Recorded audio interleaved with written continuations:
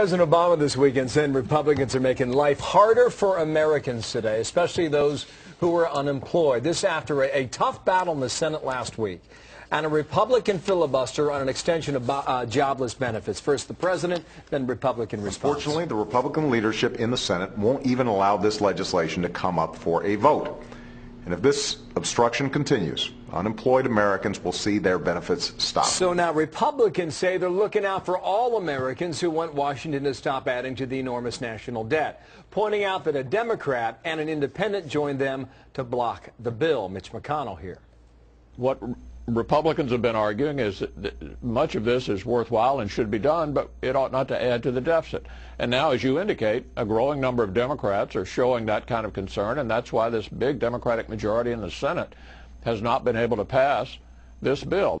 That Mitch McConnell, Chris Wallace on Fox News Sunday. Now we're going to debate this. Bob McEwen is a former Republican congressman from Ohio and senior fellow of the advocacy group known as United in Purpose. Martin Frost is the former Democratic congressman out of Texas and a Fox News contributor. Gentlemen, how are both of you on a Monday morning?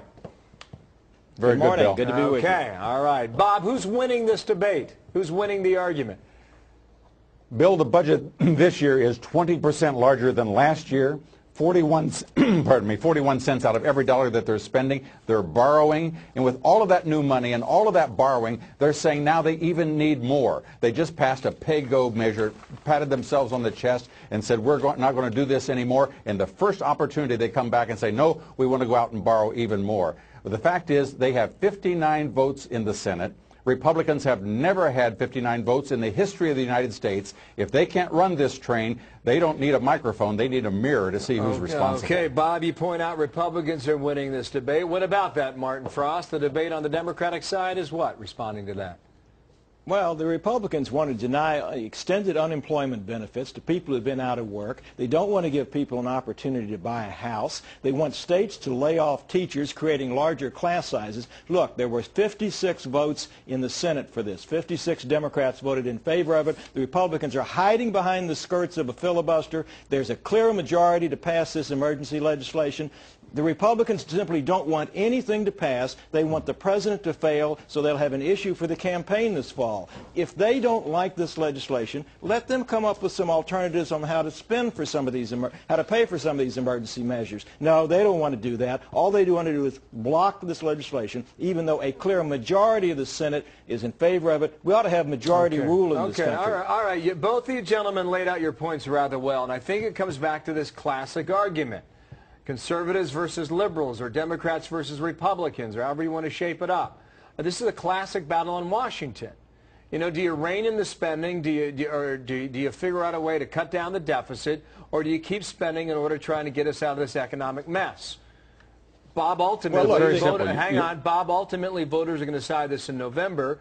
But speaking today, who do you believe is winning this debate? I tell you, anywhere you go in this country, go back to my home state of Ohio, whether it's Democrats or Republicans or independents, they're all trying to get their head around $13 trillion in spending, or deficit spending, rather, because they don't know what it means or how they can figure it out. I'll get you a moment, Bill, Martin. Bob, go first. Go ahead.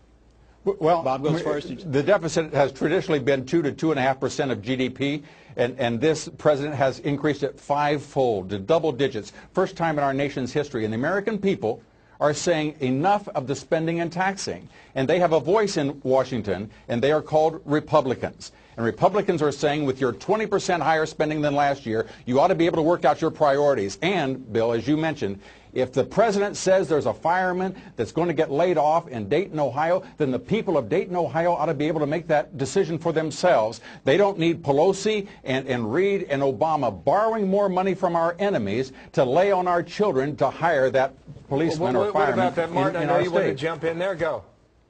Well, I guess Bob hadn't been back to Ohio recently. His state has one of the highest unemployment figures in the entire country, and yet he wants to deny unemployment benefits to those people out of work in his home state. Let the majority vote. There are 56 votes for this. There clearly is a majority in the United States Senate. If Bob doesn't like the fact that the majority rules and if the Democrats have enough votes to pass legislation, let him go out and campaign for some more Republicans this fall. But right now the Democrats are in charge. They ought to be able to do something about unemployment. Jobs are the most important issue in this country, and Bob wants to just hide behind the filibuster and not have the Senate vote. What about that? Bob Martin thinks Democrats can win on this issue.